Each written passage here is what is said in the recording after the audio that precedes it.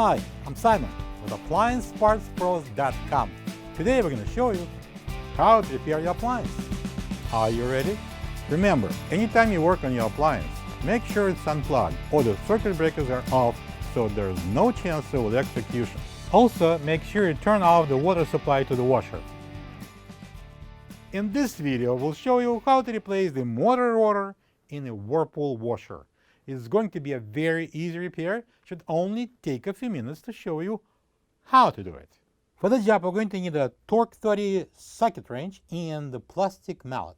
When you open up the package, you're going to get a new motor rotor, the mounting bolt, and the calibration instructions. The motor rotor is located at the bottom of the washer. It mounts over the motor stator. Together they are called the motor.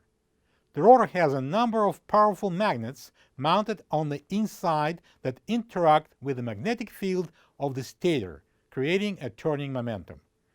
If the basket inside of the washer won't turn, check the motor rotor for damaged splines and magnets and replace it if needed. To get to the part, we need to put the washer on its front.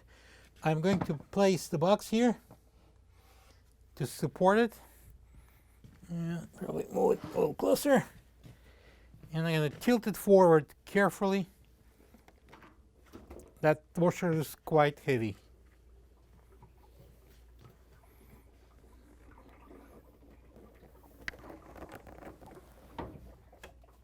Also make sure it's not going anywhere. Next, I'm going to take out this insulation pad. You can bend it.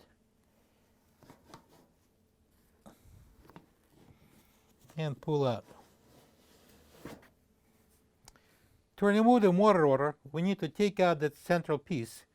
I'm going to use the Torx 30 socket wrench, and we're going to unscrew it.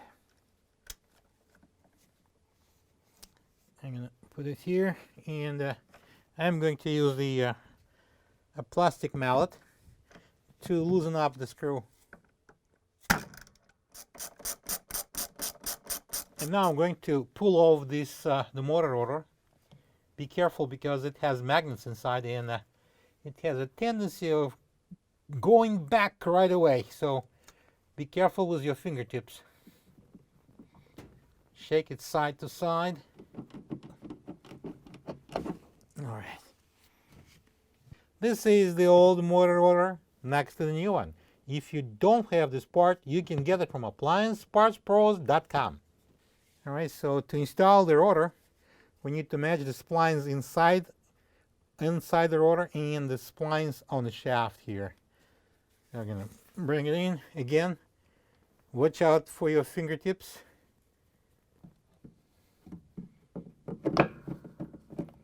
I'm going to use the same Torx 30 socket wrench, and I'm going to install that screw that's supplied with this new motor rotor.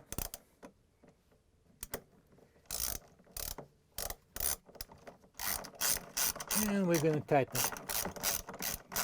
And I'm going to use this plastic mallet, and I'm going to tighten this screw.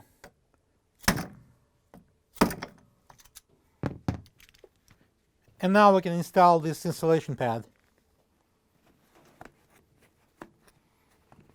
And now when we're done, we can put the washer upright.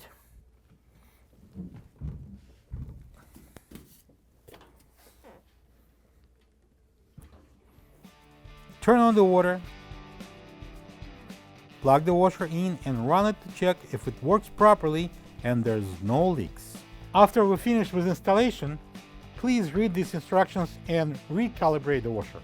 Thank you for being a part of another successful repair brought to you by AppliancePartsPros.com.